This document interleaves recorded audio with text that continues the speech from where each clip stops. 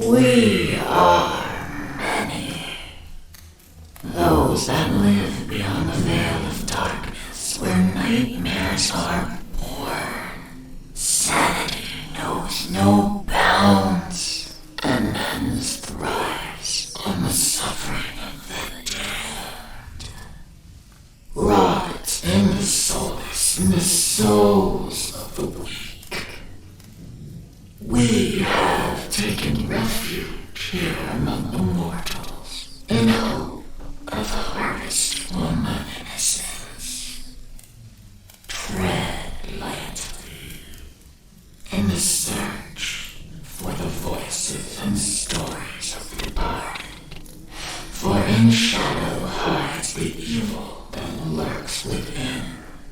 As the light dies and slowly becomes night, the realm of spirits rule the world. In the darkness of your mind hides your own hidden demons, and brings to life your deepest fear. Do you have what it takes to speak to the dead? Do you accept your own mortality in the search for life after life? Have you ever seen a ghost, spirit, or demon? Have the lights flickered and the room became as cold as death itself? Maybe you have. Maybe it was your own subconscious preparing you for death.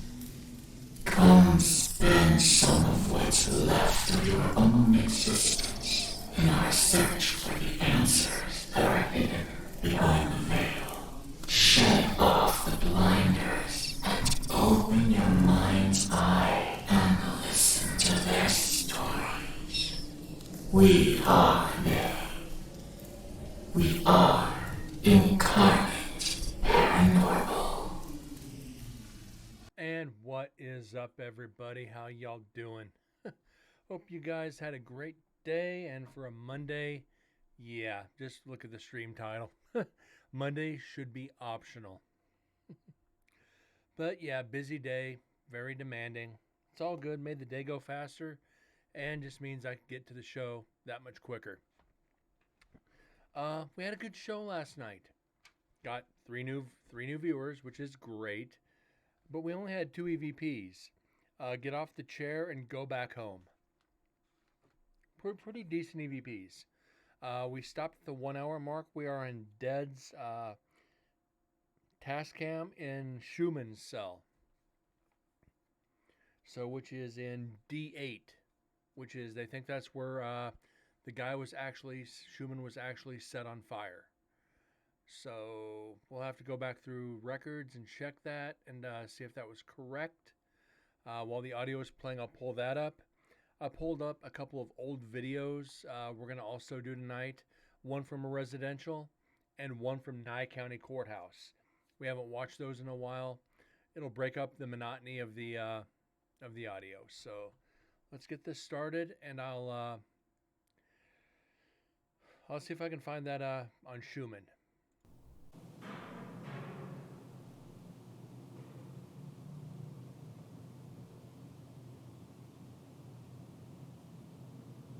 Okay.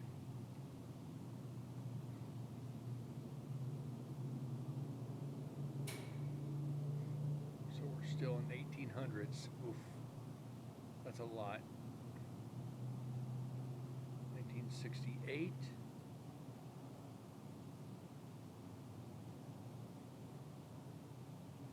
Shot through the throat, FBI. This might not be a good idea to do at this show. And I see Dead snuck in. How you doing tonight? Stabbed by another prisoner. Ah, here it is. I scrolled to it in like 3 scrolls.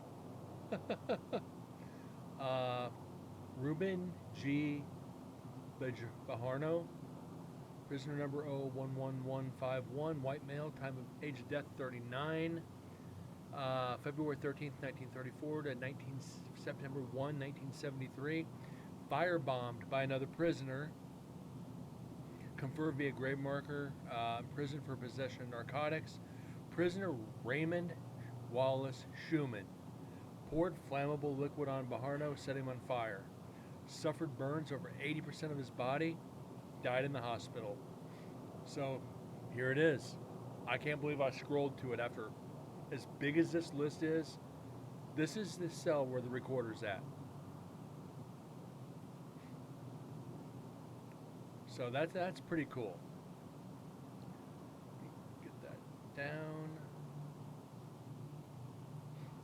There we go.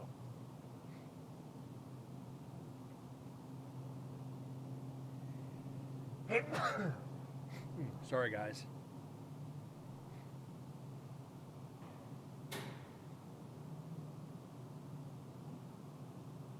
That's actually pretty cool that we found it on the list. And let's get over to the analyzing screen. Sorry about that. Excuse me for a second.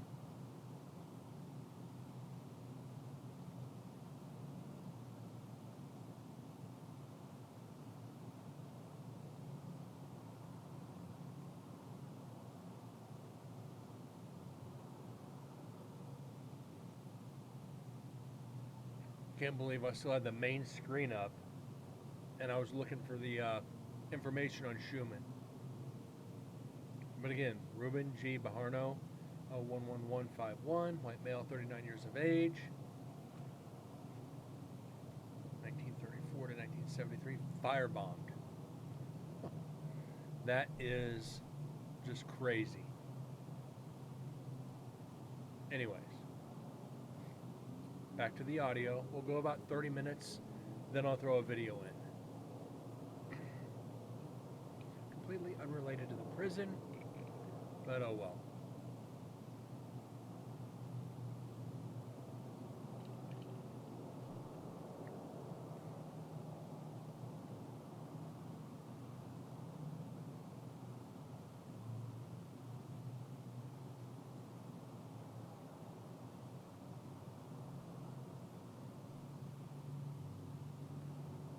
Don't worry, I'm here, guys. I just got to check an email for work.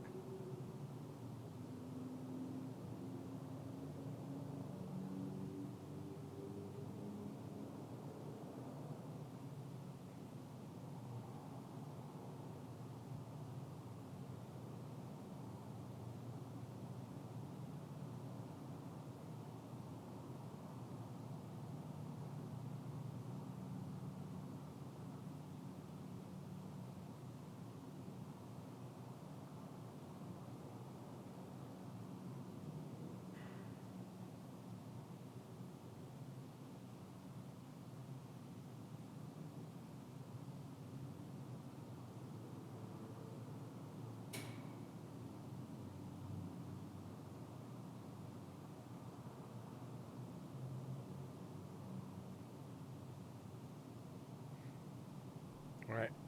Sorry about that, guys.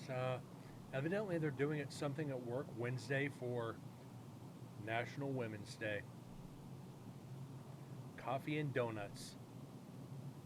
And of course, my response to the email, are there going to be sandwiches? That is so cold-blooded, it's not even funny. Well, it is funny, because I want to know if there's going to be sandwiches.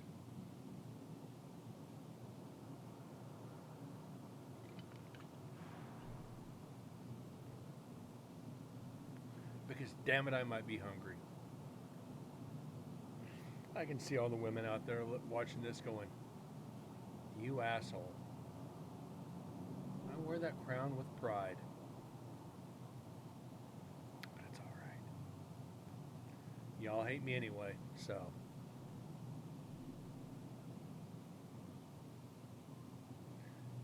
TMK, how you doing tonight?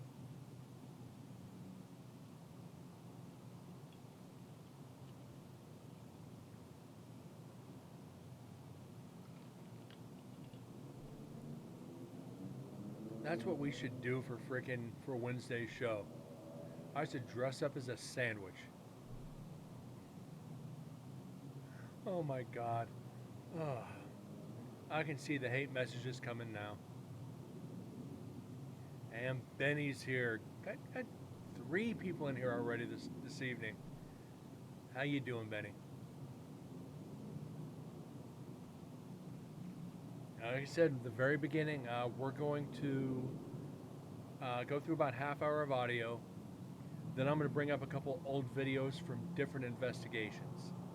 Kind of break up the monotony of this and give us a little bit more to something to watch other than this Adobe. One video's, I think, about 2 minutes, and the other one's about, I think, 12. Excuse me.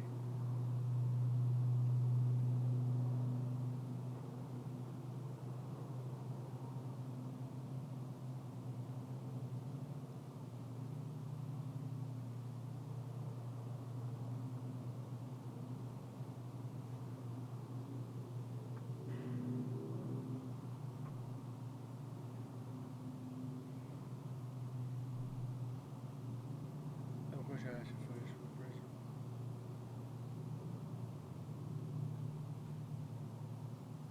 I have a question I never asked this.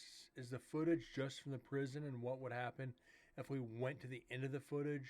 Would you just not stream? Uh, Not sure I understand that question. Uh, is the footage just from the prison? No. I do throw random stuff in from time to time, uh, just to break up the monotony. Uh, I will be putting footage up from the prison after we get through with like 6 or 7 recorders. I don't want to blow through all the video early. That way, we're just stuck with.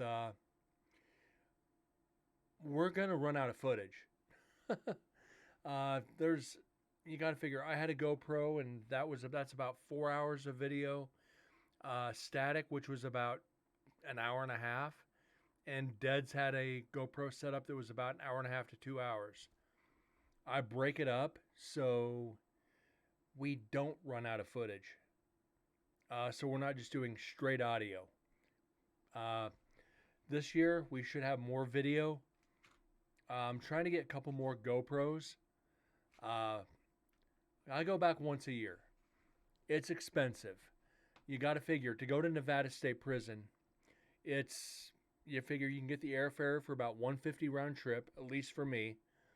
The rental car is another $150.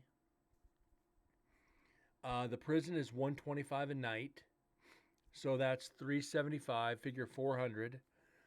Then you got your hotel, which is $135 a night, so there's another $270. Another $500 because I go for 4 or 5 nights. I do the prison for 3, but I go an extra day just to relax. It's going to cost you between $1,500 and $2,000 to go for 3 days. So yeah, once a year. And with the team rejoining here at the end of the month, we're going to have more investigations to do.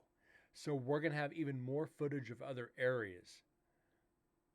The prison's going to be once a year, no matter what. Unless they invite me up for something special. If I go back, it's only going to be a GoPro and a recorder.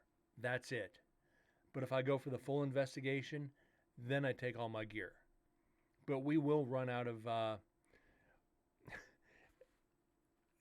this one part of the prison. No. The footage for the static GoPros is one part of the prison. The GoPro that I carry around is the entire prison. I just break it up. It starts off coming out of the office, goes through each part of the prison, and goes up all the way up to the top of the hill. From the office to the yard to culinary. No, it's okay. You're not asking too much.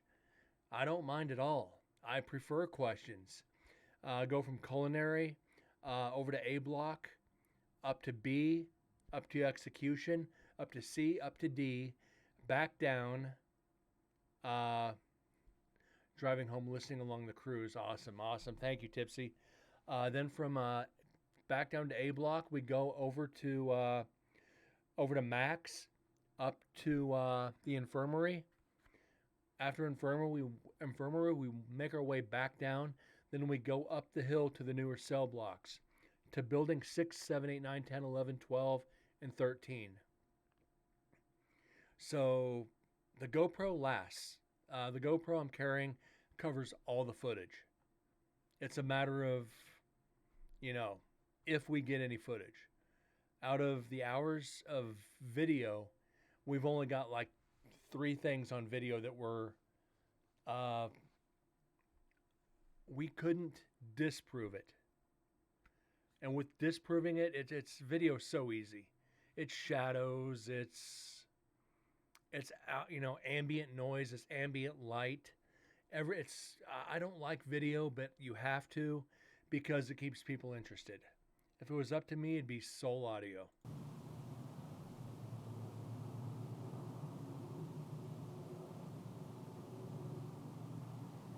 But here in a few minutes, we'll get to some older video from some of my one's a residential.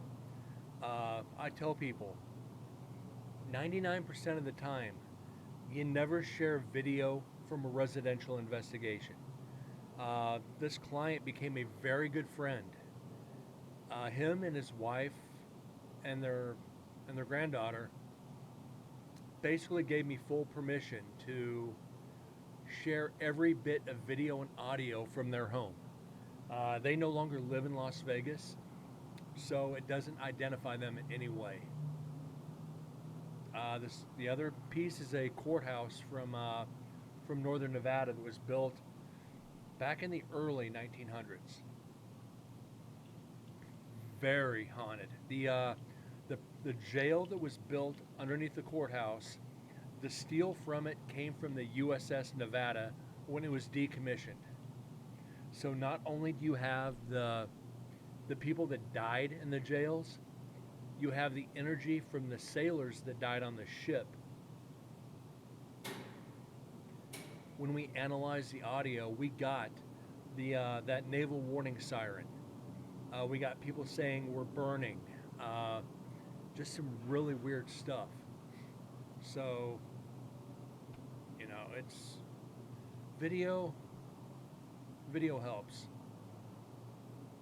It actually gives you guys an idea of what we're analyzing. Hey, I'm hearing all this audio, but what am I looking at? We'll go over the video.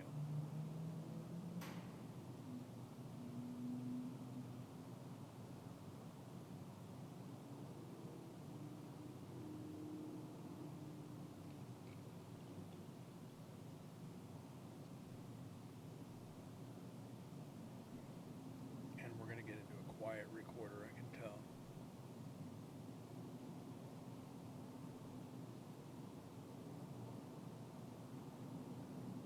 Now, would you guys rather see something from older investigations, or would you rather see video from the prison? Because I can bring back up the video from the prison from night 1. It doesn't matter to me either way, guys. Either way you want to do it, I'm okay with it.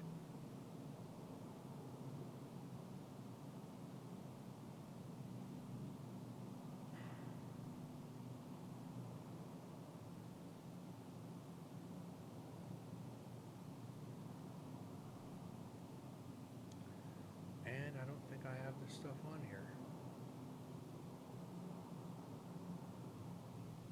I don't.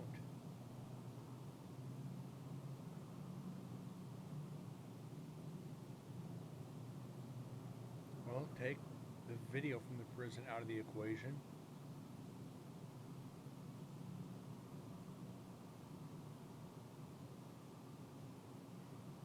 Random pick. Okay.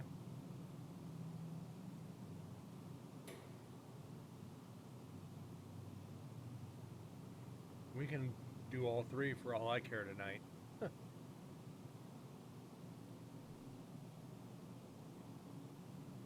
Since we are slow on audio, I'm going to go ahead and do a video real quick.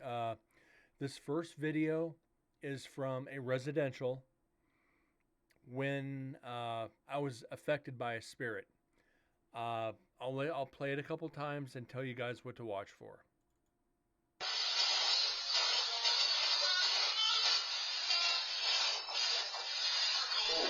Mark that. Somebody's got me on the roof. Okay.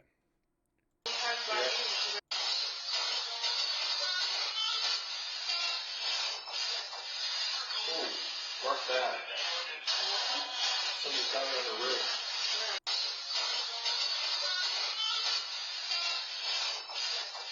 Okay. You see me jump, and you hear me say something got me in the ribs. I don't know if you guys saw it.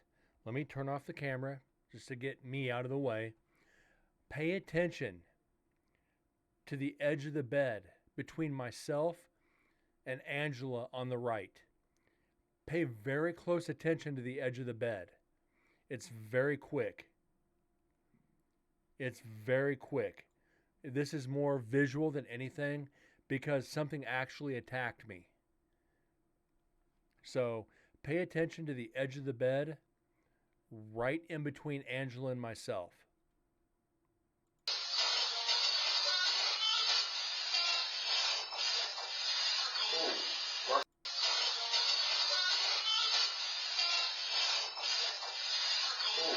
Mark that.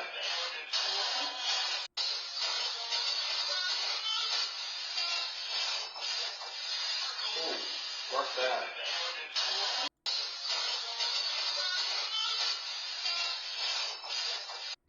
Now, if you caught it, an orb actually shot into my side. You can see it real quick, just a real quick trail, and snap into my side. I'll tell you, it scared me a little bit. I did not expect that on that investigation. But I'll play it a couple more times for you, then we'll move on back to some audio.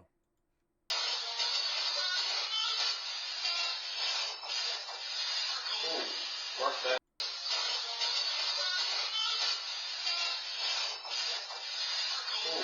Mark that.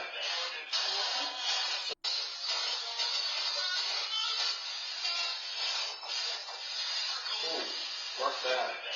Okay. Just so you guys know, this is a not. It didn't leave marks, but it's like somebody just walked up and hold on. Let me get the camera.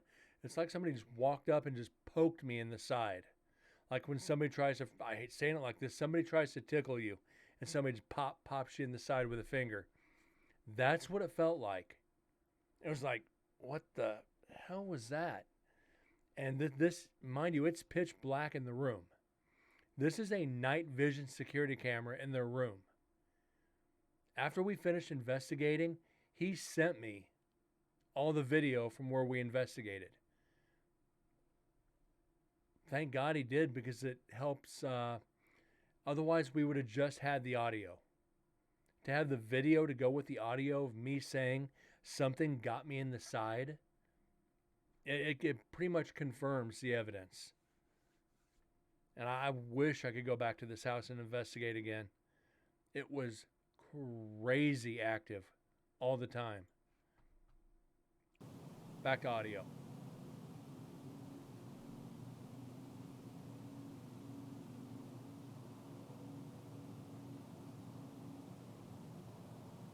Very few times have I had spirits, I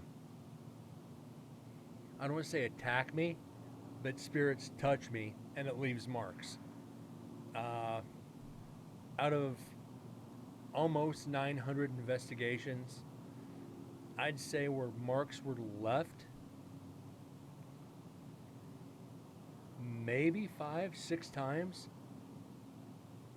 Not very many. I mean, I've been scratched, I've been pushed, I've been knocked down, I've been thrown across rooms. Even when I was thrown across my own room, it didn't leave a mark. It hurt like hell, but it didn't leave any marks.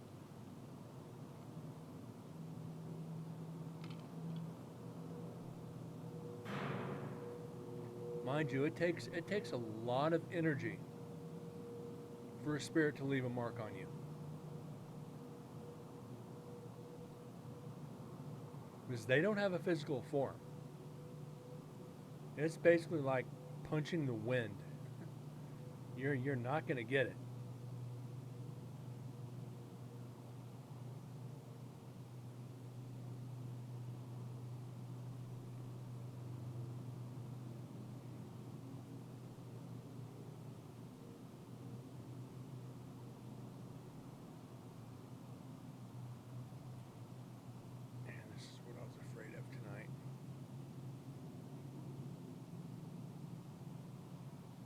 Might have some audio there coming up.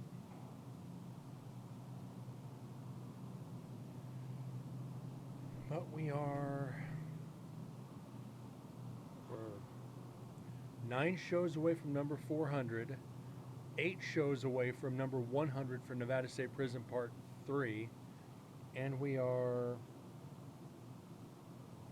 I don't know why that happened, but it did. Need to check a calendar here.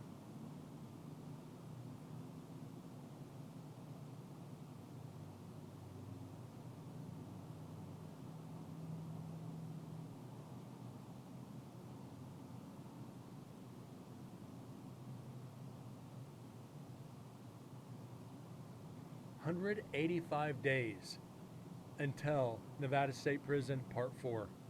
Not like I'm counting or anything. Not like I'm counting.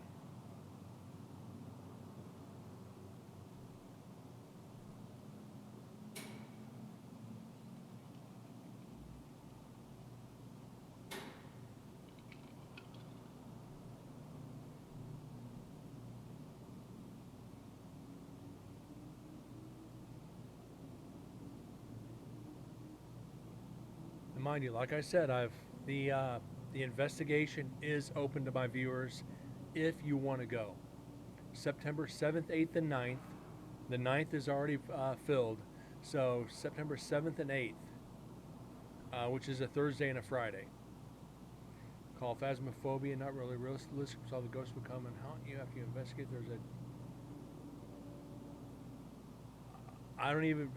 I've played Phasmophobia once.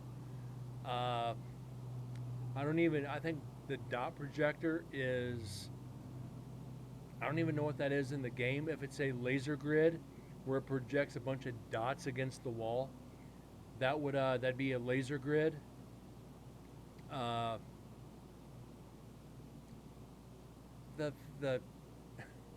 stuff they use in the game has some truth to it. The K2 meter, the Sage, the Ouija, flashlights, of course, digital recorders, spirit boxes, stuff like that is real. Most of the tools in that game, yeah, they're used by investigators. But I stopped playing the game because the controls suck. But if it's a dot, I'm gonna have to look this up so I can actually have an idea of what I'm talking about here.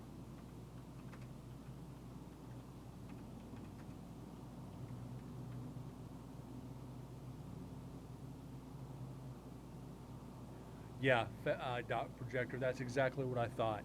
It's a laser grid. What a laser grid does is if there happens to be any kind of movement, even shadows, it breaks the grid.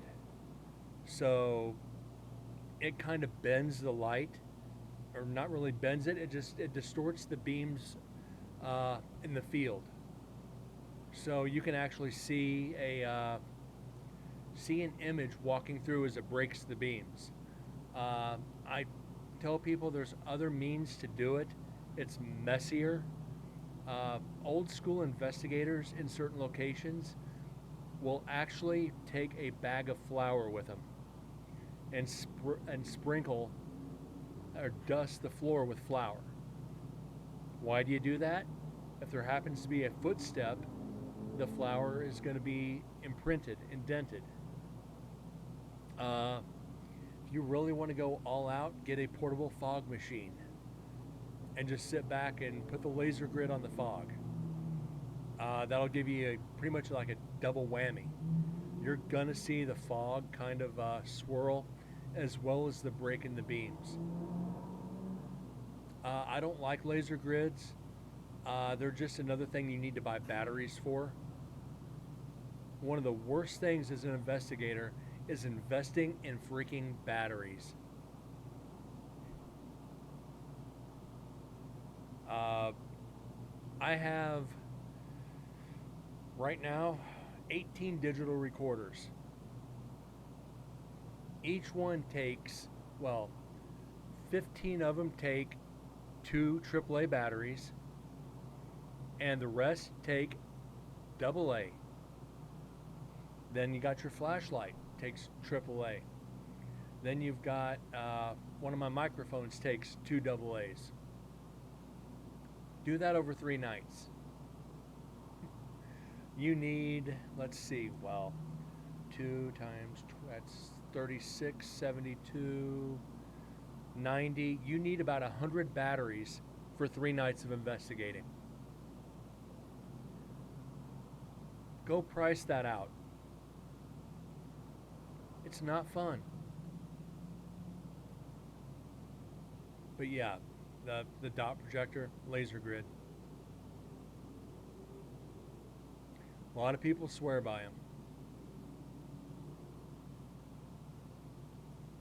And I think the Phasmophobia even has a FLIR in it, which is a camera that detects heat and cold signatures.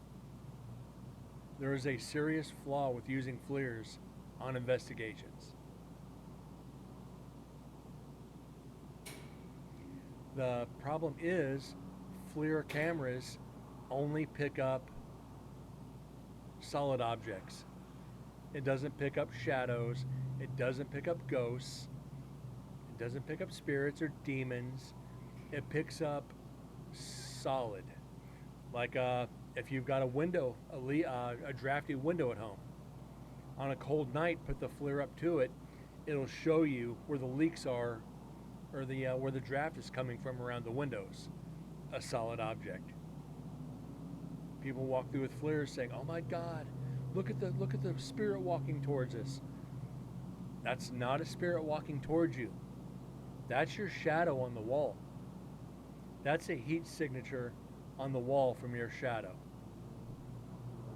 So keep in mind with these games, they're real in theory. But then again, the paranormal is just theory to begin with. There's nothing concrete in the paranormal. It's all guesswork.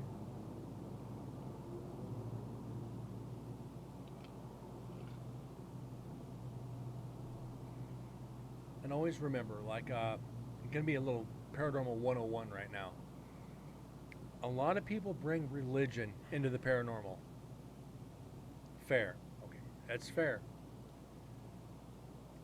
But also remember how many different religions there are. Go see where they put a finger in front of the FLIR and the guy. I don't. Yeah.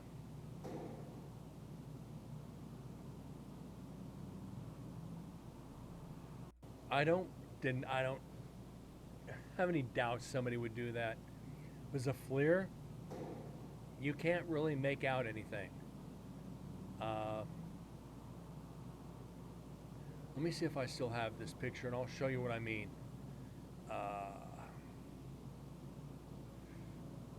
And this goes way back. I wonder if I still have any of this.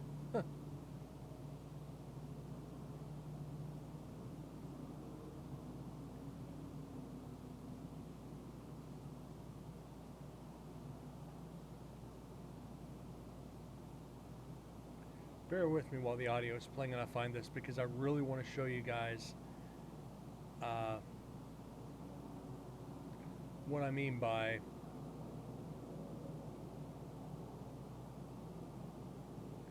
and then the guy filmed said that so we could see his finger that moves. Oh my God.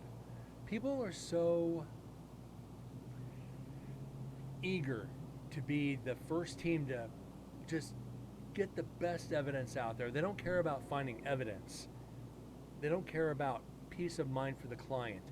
They just want to be, oh, look what I found, even if they fake evidence. I've caught so many people faking evidence, it's not even funny. And it bothers me. It really bothers me. You know, I've caught people trying to fake evidence. It's like, you know what? Just get out now. Just leave. Well, I don't want to leave. You're gonna leave. There we go. There we go. There it is. Let me find it. Make sure I get the right one here.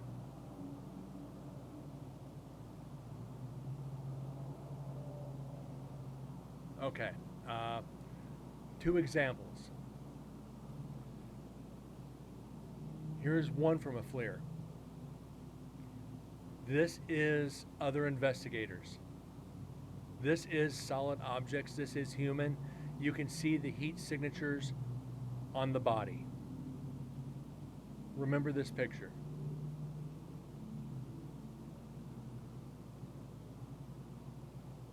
Here is, they want the hype, not the evidence. Exactly. And I say this with all due respect to the TV shows. Every investigator wants to be the next Zach Bagans. They want to be the next big star. They don't care what they have to do to get it. They don't care who they step on along the way. They just want to be the next big TV show, and they don't care what they have to do to get it. Now, you see the figures here. This isn't a museum. This is mannequins. These are mannequins. You can tell the difference. No heat signature. There's no heat whatsoever coming off these things.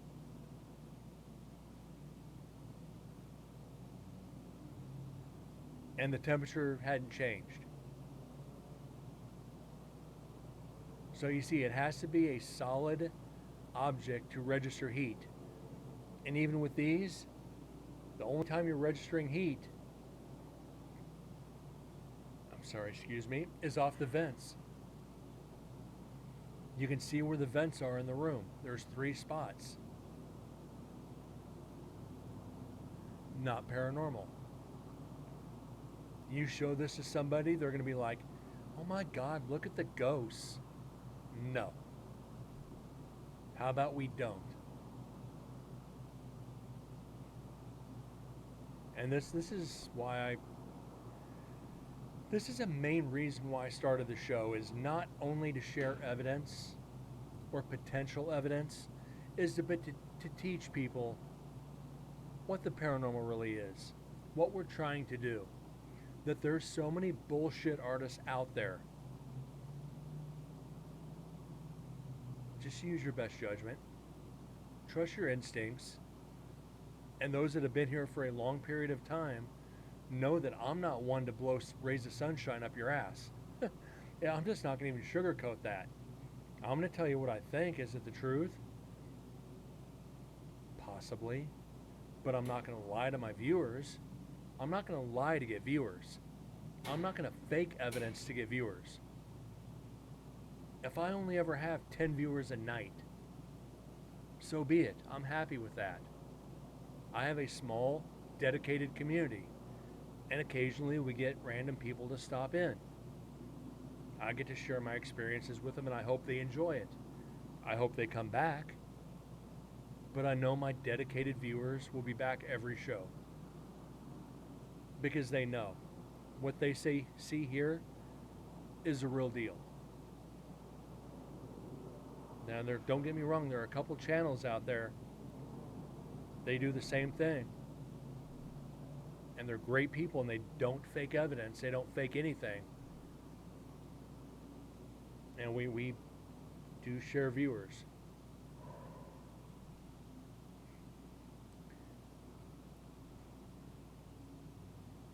as far as analyzing evidence like this is what you don't see on TV.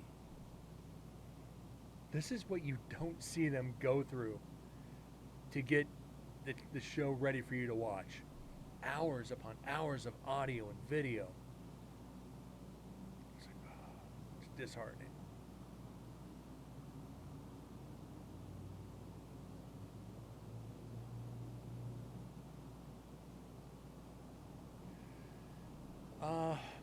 Remember, guys, and I say this like again with all due respect to the shows, they're actors first, investigators second. It used to be reversed when they first started. They were investigators, then actors. The ratings started showing, so then they had to become actors to sell the paranormal. Because be honest, and I want an honest response from you guys. Benny, TMK, Tipsy, anybody in here watching, would you watch a TV show where a guy was just sitting with a camera on him in the dark for 2 hours, not knowing if he got any evidence? Just waiting for the activity? Probably not. And I say that with, I wouldn't watch it. I know what I have to go through as an investigator to get evidence. I've sat in rooms for 5 hours and not got a lick of evidence. I sit in the dark and talk to myself for hours on end, hoping to get a spirit to come through and respond. If you're good at talking to yourself, you would make an amazing investigator. Just don't answer yourself. And sure as hell don't argue with yourself. Because if you start arguing with yourself on a recorder, you might have the guy show up with a jacket with shiny buckles to take you off to a padded room.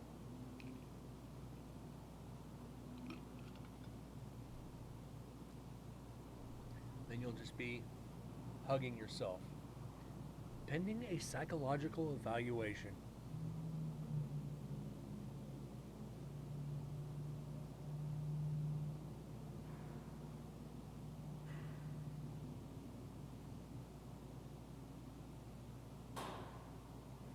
Guys, we're going to pause this and we're going to get on to the next piece of video. This is Nye County Courthouse in Tonopah, Nevada. Courthouse was built, I think, in the very early 1900s, like I said. The jail cells were built from steel from the USS Nevada. I don't think I go down to the jails on this video, but this will give you guys an idea of the courthouse, the surroundings, and how old it actually is. So I'm going to turn the camera off and let you guys enjoy this. It's 12 minutes. So let's watch this. Hi, this is Brent, Nevada Paranormal Task Force, Mineral County Courthouse in Hawthorne, Nevada. So I take that back. It's not Tonopah. It's Hawthorne, Nevada. My apologies. So take a little tour around this little place, shall we?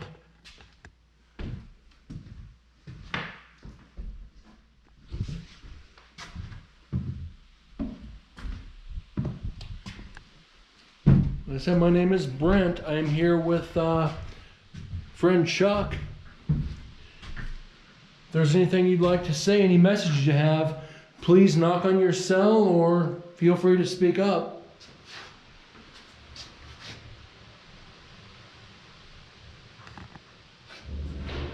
We are right now currently in the solitary cell.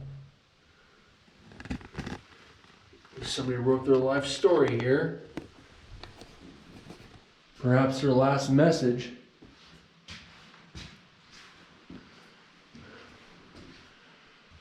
As you can see, there's not a whole lot.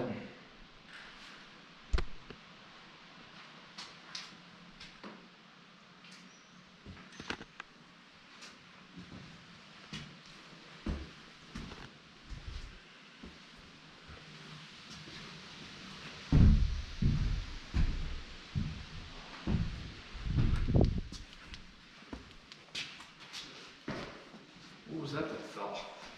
Nothing. Seriously? I didn't hear anything fall. I was down here and all of a sudden I heard something go boom. I was like, what the fuck? Sounded like a bunch of boards fell. Huh. Wow. Pretty cool, pretty cool. Spirits already let us know that they're here with us.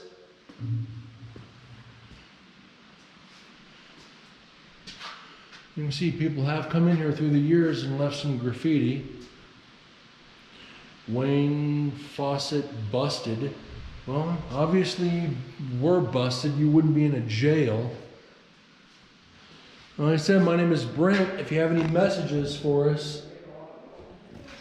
See, I'm not going to go in here. You can see pretty clearly all the cobwebs. Something Brent don't do is spiders. I did not want to turn into Super Ninja. Probably not alive because of the cold. But you can see how small these cells actually were.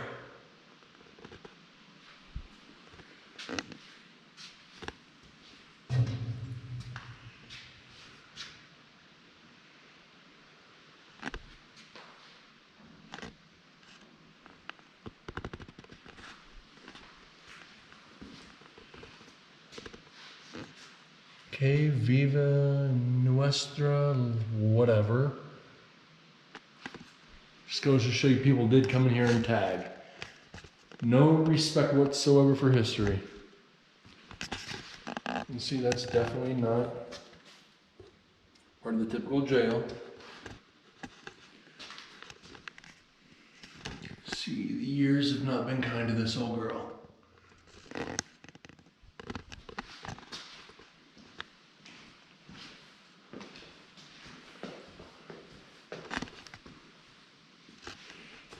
If these walls could talk, and I'm sure they are.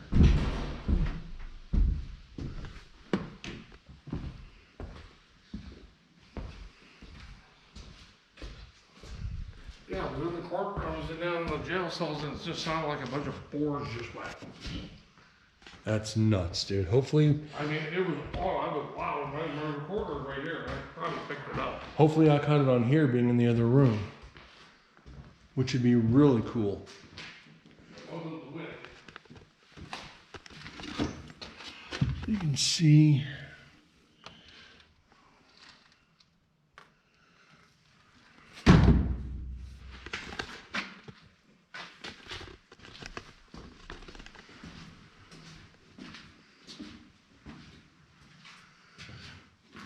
So I'm not going to climb all the way up in here.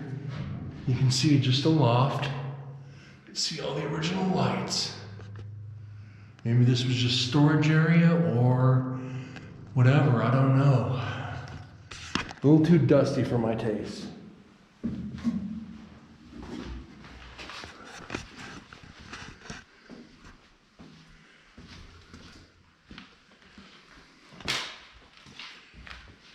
Everybody, there's Chuck.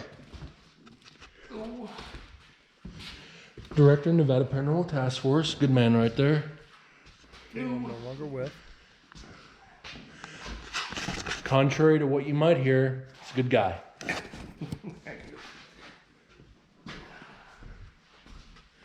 And you can see a lot of these areas, they got the screens up to keep us out. A little bit of safety.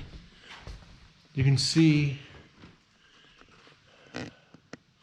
they're doing their best to renovate, keep this place standing for generations, but there's a lot of damage through the years.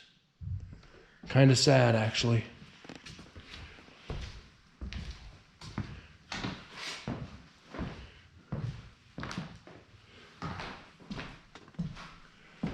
Just a brief little walkthrough. So if you do have any messages, please feel free to speak up to us. It's the original wash closets. Kind of weird they had the old boxes up above, you could tell from the plumbing. God forbid you'd have to flush twice. Just ignore my dumb comments sometimes. Yeah. Go into the basement. What's that? I'm going to the basement. All right.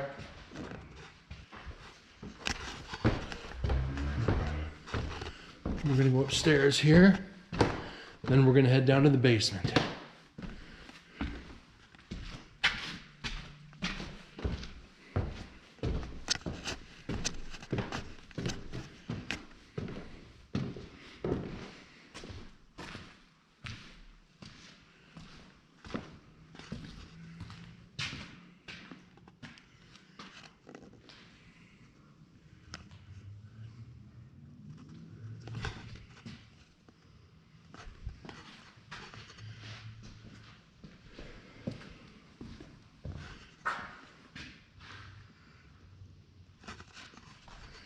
See all the cobwebs here. I'm gonna try not to step into them. Like I said, Brent don't do cobwebs.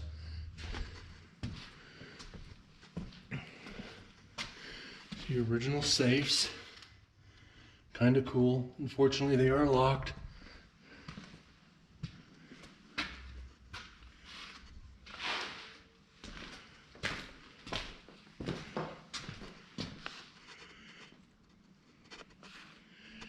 Nice little dead bird down there. That being said, it might be a good idea to put on a mask. But Brent don't do masks. Yeah, the air in there was. We walked out, just another door down. Out from 6. We got 7. Which leads around, I believe, back into the courtroom.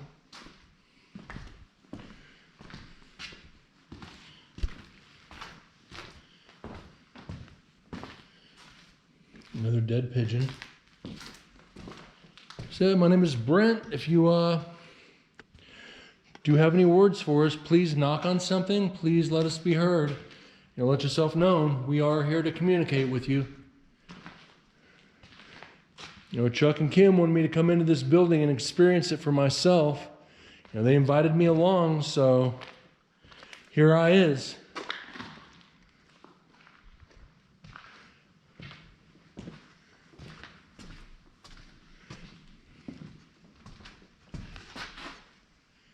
And up to the loft. Don't know if I trust that ladder being that old. So you guys can see.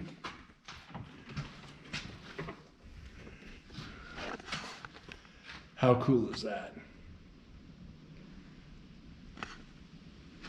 And there's the original windows. All right, we're gonna head downstairs and go down to the basement. Try to make some contact down there. Remember, guys, this is literally just the walkthrough. We haven't even started investigating.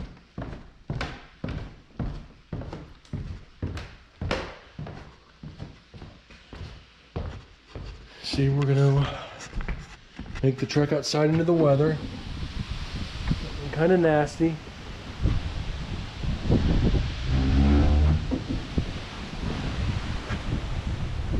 See what we can kind of get.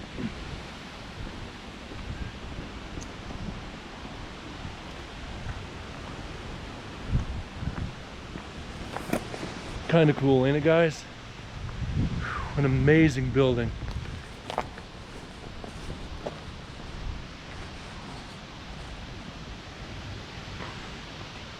See the history.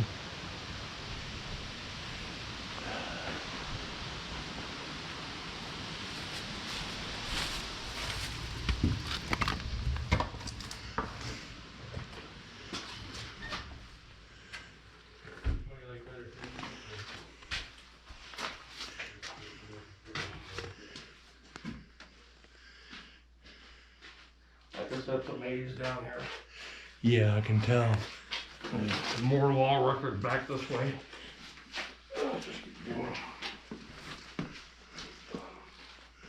Whoa. Yeah, this is. Look at the old mug shot, dude. This is cool. Check that out, guys.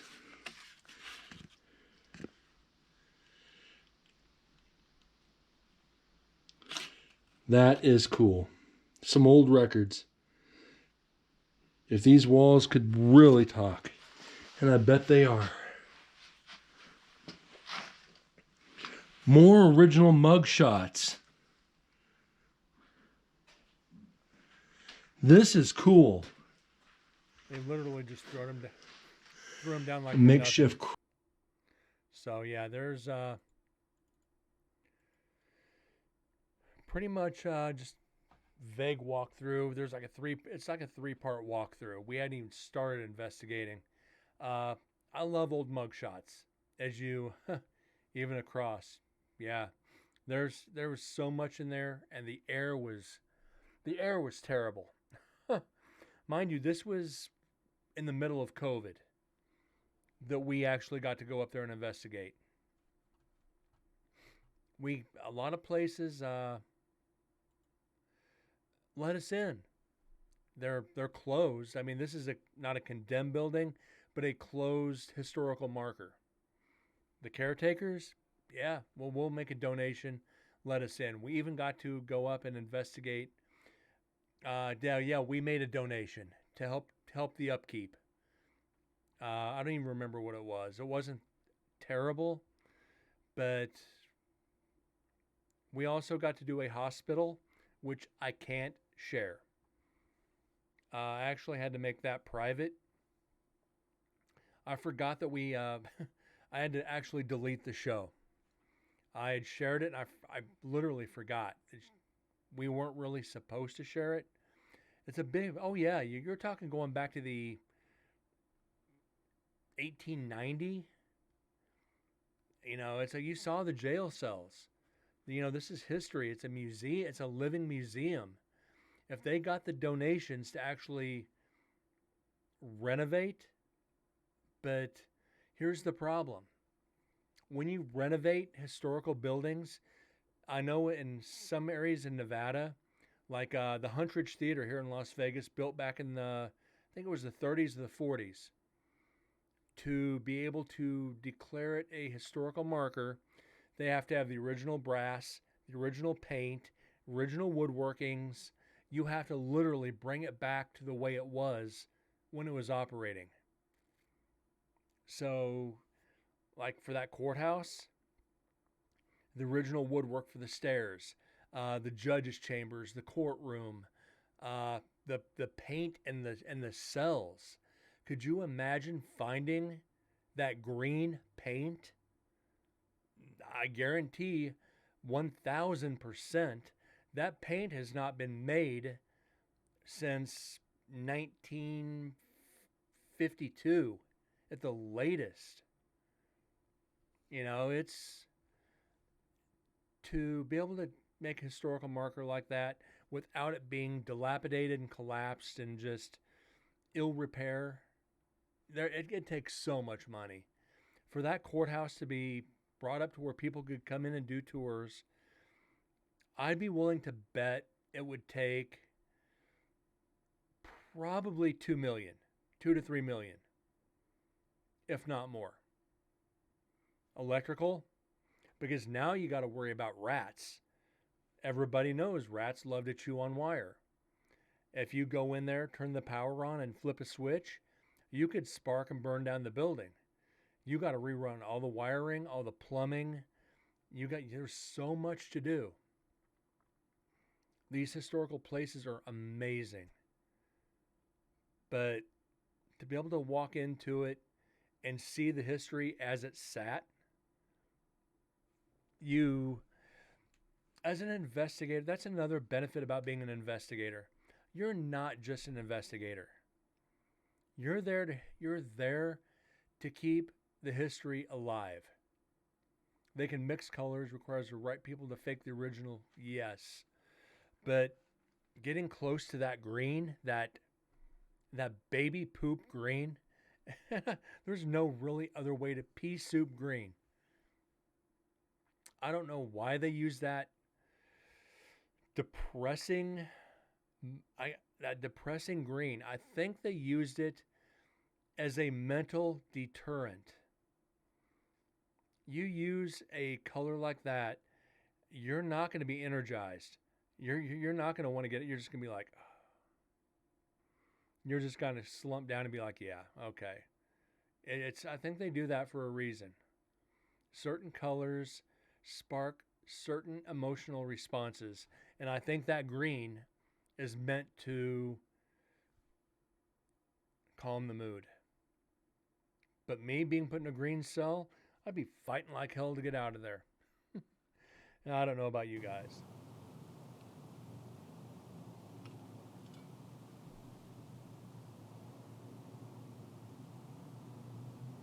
Maybe it was the only green they had. That was the color of the time. It's not the only green jail cell I've seen. You know, I've seen greens, I've seen yellow, eggshell yellows. So I've gone into buildings that technically should be condemned, and you're afraid to bump into the wall, that the whole thing would just fall on you. And I've been in these, I've never gone into an area without permission. And that's another thing you find. A lot of investigators, a lot of teams. Look what I found. I found an abandoned building. Did you get permission to go in? No, it's abandoned.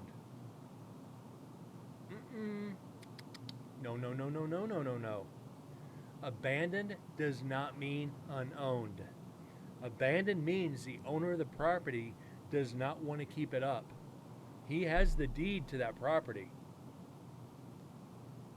and he doesn't want anybody in there. You just trespassed. There was a warehouse somewhere. I forget what it was. Paranormal team of 2 broke in, and one of them fell and died. They trespassed.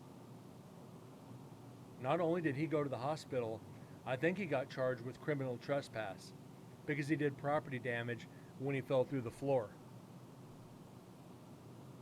Anything be allowed. And that's why a lot of teams cannot get into locations anymore. Too many teams have broke in and vandalized. So they limit the amount of people they let in. You better have a good name for yourself in the paranormal field. You better have built up a reputation to where, oh, Incarnate Paranormal, I know you.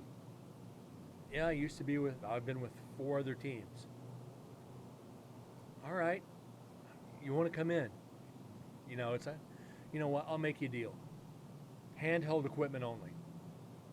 GoPros, digital recorders, flashlights, and eddy meters. Will not bring a piece of equipment in that I have to run cable for or have to set down. That prevents damage to your property. Because a lot of teams will run the camera systems, and they'll run the wires and tape them down. And when they pull that tape off, they take parts of the walls, parts of the floor, and parts of the ceiling. That's why a couple TV shows got banned from a couple locations. They did damage to the property. But yeah, a lot of property owners will be like, I can't let you in. It's like, I understand. They're like, no, let me explain it. I've let people in and they did damage to my property. It's like, did they at least make a donation? Well, no. It's like, what? You let them into your location and they didn't offer to make a donation to help keep the upkeep of your property. No, I let them in to be kind. And my heart, at that point, my heart breaks. My heart actually breaks at that point. It's like, I'll pay you $50 a person if you let us in for the night for 5 hours. It's like, you'll pay to come in here? That's what teams are supposed to do, is if a location does not charge you, offer to make a donation. Even if it's a little bit. A little bit's better than nothing. Hey, I can bring in 7 people right now. We'll donate $25, $30 a person. That's pretty much all we can afford, but at least it's something to buy some materials for you. At that point, it's like, wait. Yeah, we'll let you in. Oh, by the way, we're insured too. And that's my next big project for this team, is to get a $1 million insurance policy. And it's only like $30 or $40 a year, I think. So to have paranormal team insurance assures you being able to get into a location.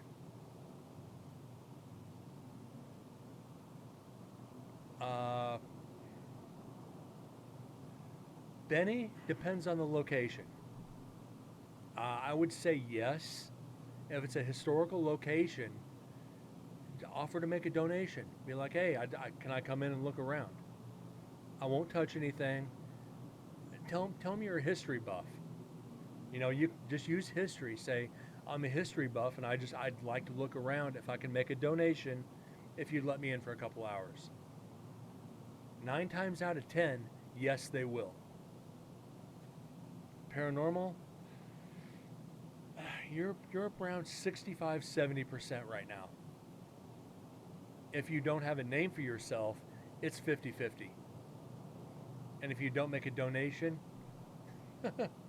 good luck.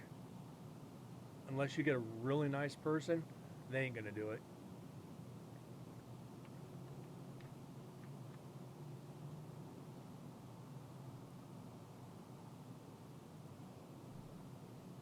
Like I've showed up to places and they're like, start with public spots like outdoor. You got to be careful investigating outdoors. You got a lot of just ambient noise. But if historical locations, yeah, a lot of them are. You can just go hiking and check out. A lot of places in Nevada, you just hike. A lot of ghost towns out there. You just got to make sure the property's not owned. Simple Google search. A lot of investigators are lazy as shit. And I'm not going to even sugarcoat that one. They're just flat out lazy. They just show up. Click, click, click, click, click, click. Oh, private property. Pick up the phone. Hey, it's Brent with Incarnate Paranormal. How you doing today? It's like, and it's usually like, okay, good. How about yourself? It's like, hey, it's like I've been watching this place for a while. And just explain to them, just be normal. And usually it's like, yeah, it's like, we'll let you in. A lot of these places, remember too, they have closed circuit cameras hidden somewhere on property. There might not be signs saying so, but I've gone to locations to where, just like off the side of the highway, there's no signs or anything. And all of a sudden you get out of the car, you walk up and you're like, there's a camera up there. See a sign on the side of the building with a phone number. Pick up right there. It'll be like, this happened one time up in central Nevada. This old abandoned casino town up on top of a mountain. Got out there, we're walking around, saw a phone number, I called it, and the guy's like, I'm watching you on camera right now. It's like, what? It's like, I'm watching you guys walk around. Why are you? It's like, hey, we're just looking around. We're not going in and anything. He goes, I'm watching. Don't worry. It's like, listen, we're with a paranormal team. We're just checking it out. Can we investigate? He's like, I'm out of town right now, but keep my number and call me. He's like, since you're there, can you check on the buildings for me? There's one of them I don't have a camera on.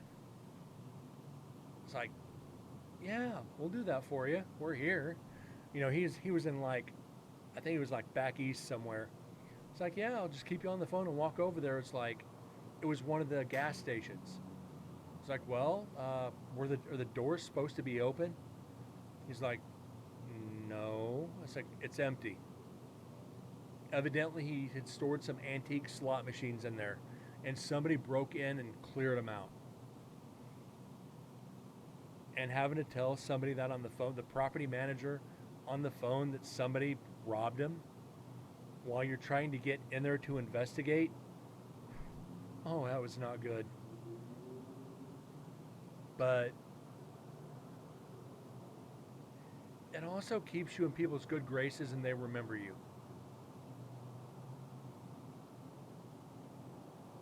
And I've been very, very blessed with that. I've had people come up and remember me from like 15 years ago when I first started the field. Hey, Brent, how you doing? I feel like an asshole. I'm sorry, I don't remember you. Then as soon as they say their name, it's like, oh, give them a big hug. It's like, now I remember.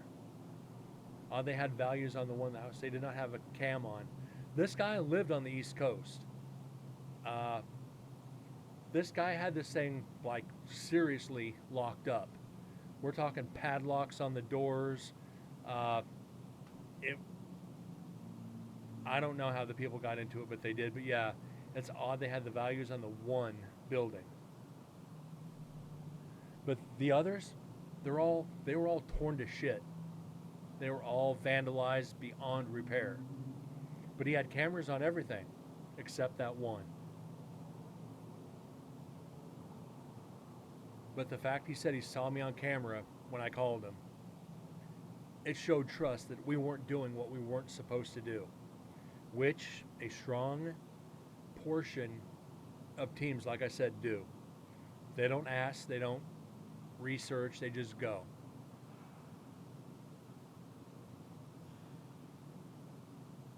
Which unfortunately sucks.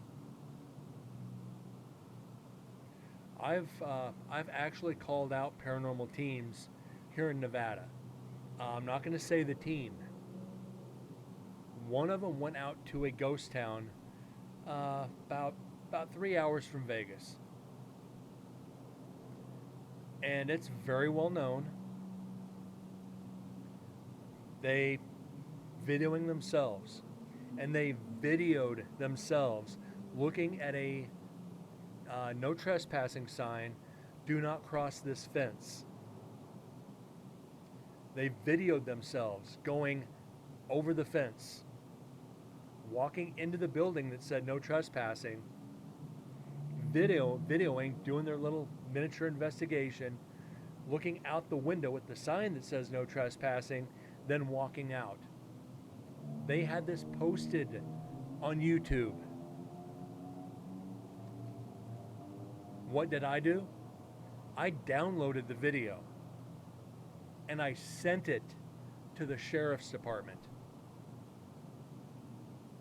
Not only did I do that, I contacted the team. I told them, why were you trespassing? Well, nobody else was out there. It was safe. It's like, I said, I called the sheriff's department. I was like, you guys are going to go to jail for trespassing. Why you got to be that way? You're trespassing.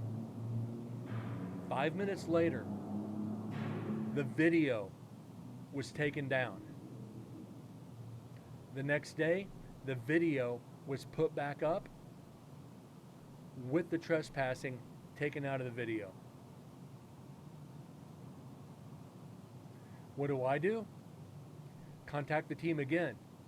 You know it's not going to do any good to delete that part of that video because I already downloaded it and sent it to the sheriff's department.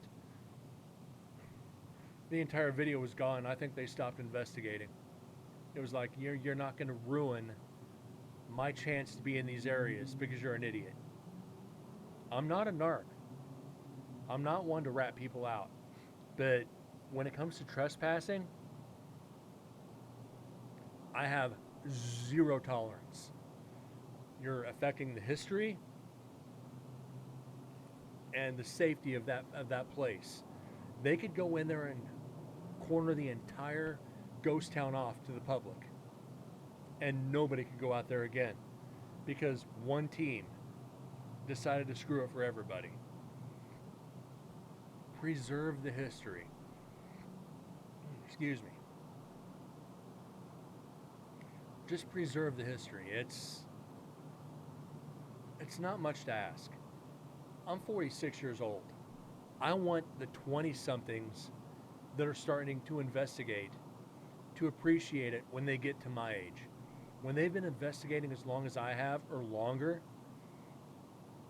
they'll understand the history and appreciate it that much more when they investigate it and contact the spirits who live there in its heyday and have that ability if somebody doesn't go in and, vandalize it.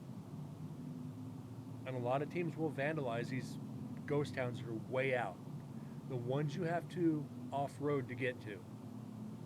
And I'm not talking just taking your pickup truck, I'm talking off-roading. From like level 1 to 5, we're talking level 4. You better know what you're doing to get out there.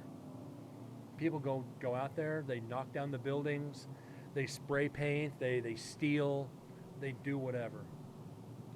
That's why so many people put graffiti people on social media of them in an abandoned place. Yeah, and that's there's a page on Facebook that I'm a member of. It's Ghost Towns in Nevada. Don't ask directions to these places. If you don't know where they're at, they're not going to tell you. You better know your history and you better know where it's at, because getting it out of these people is impossible. And some of these map books don't even tell you anymore. You need to get map books from like the 60s and the 70s to be able to find them. And yes, I have them. But what can you do, guys? You know, out here in the West Coast, it's not as new, it's not as old as getting back toward the Midwest and East Coast. Some of these old logging camps and these old pioneer places, that there's still slight remnants. These old graveyards that are out in the forest that are, 200 years old, that people forgot about. It's overgrown by trees and brush. And it's only found because of generational stories. We can't continue to let that happen. As an investigator, I help keep history alive. And I wish more people would. Because if you get into the history, you'll get into the paranormal.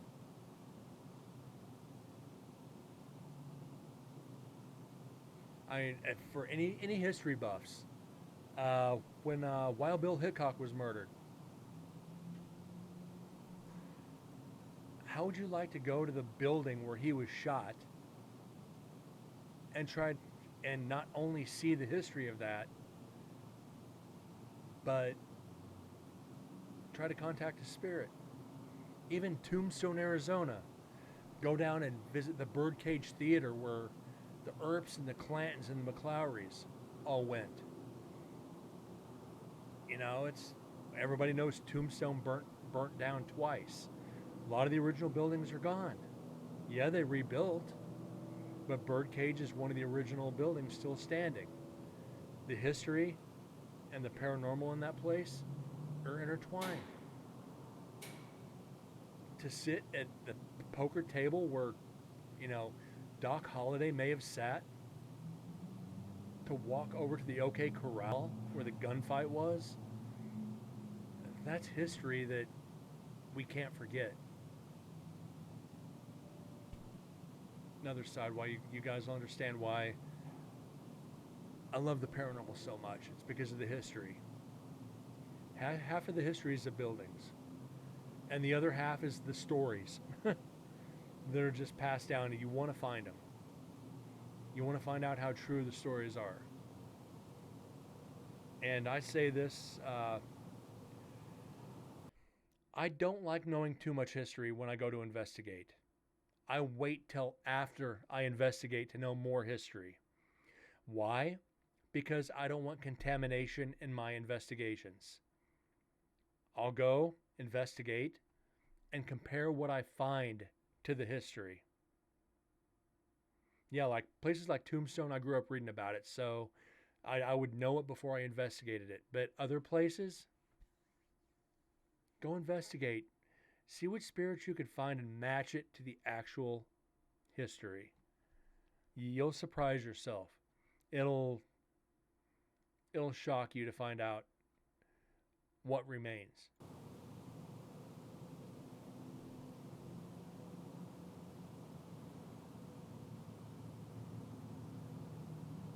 A lot of investigators like to research the history first, so they know what questions to ask. At that point, you've kind of contaminated your mind. And I say this, What if the paranormal is all bullshit? What if it's all subconscious projections onto the recorders? I'm asking a question I already know the answer to, and I want to see if the spirit knows it. But I'm answering it, or I'm thinking the answer, and what if I get that on my recorder? If I don't know the history and I ask the question, then I haven't contaminated my own evidence.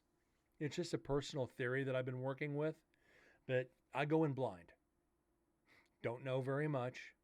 Try to get the names, try to get the stories, and match it up. But I'm one of the few investigators that does it that way.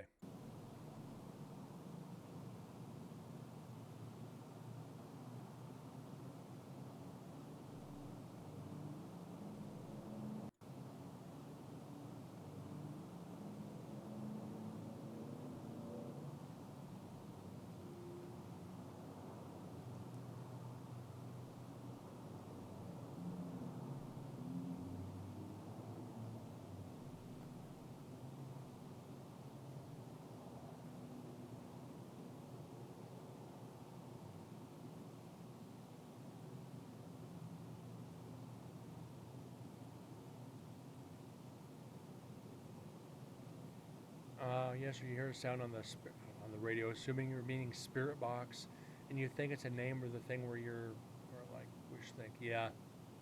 I've gotten away from spirit boxes.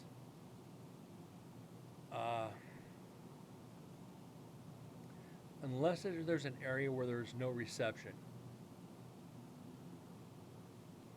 There's times on the spirit box where I've gotten FU off the spirit box. You're not going to hear the F-bomb on FM radio. And I've got it clear as day. You hear that fuck you. It's like, wait a minute, that's FM. You're not getting the F-bomb on FM without getting $1 million FCC violation. Or excuse me, 250,000 FCC violation. But as far as names, I've had my name called twice on the spirit box.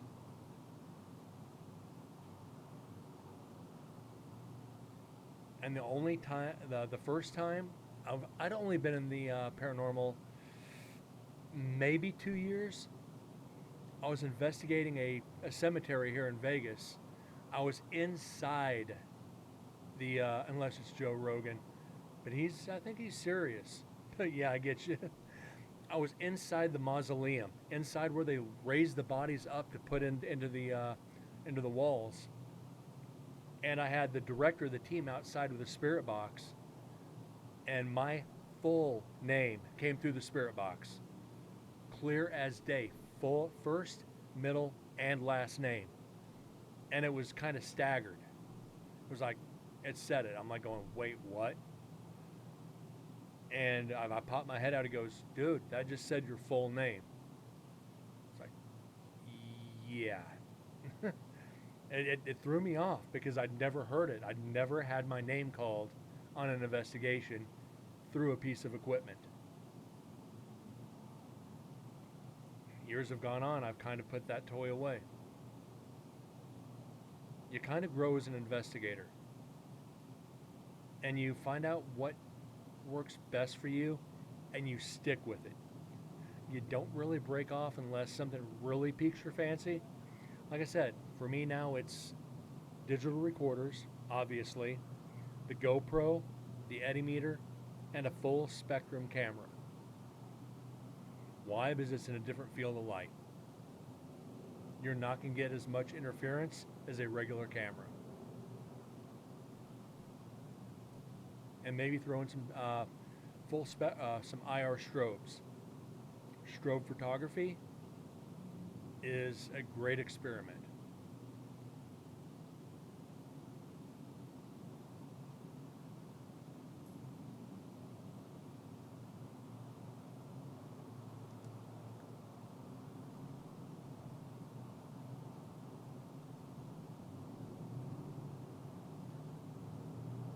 I don't know, guys. Unfortunately, doesn't look like we're going to get any evidence tonight. We've had this audio going, and there's literally not even a whisper. And we've got another, you're almost 2 hours, hour and 27 minutes left on this recorder. We've only got 2 EVPs off of it.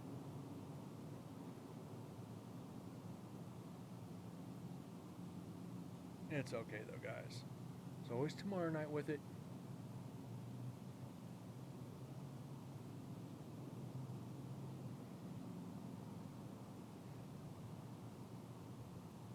But yeah, I tell everybody, if you're interested in investigating, get yourself a simple camera, a point and shoot camera, get yourself a digital recorder, get yourself a flashlight, and get yourself a K2 meter.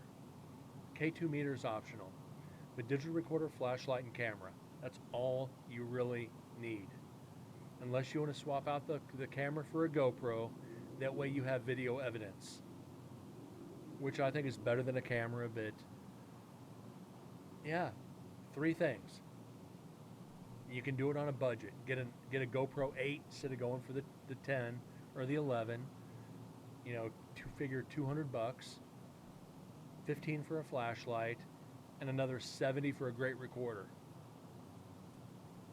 You know, you just started investigating for $300. And that's a great budget to start with.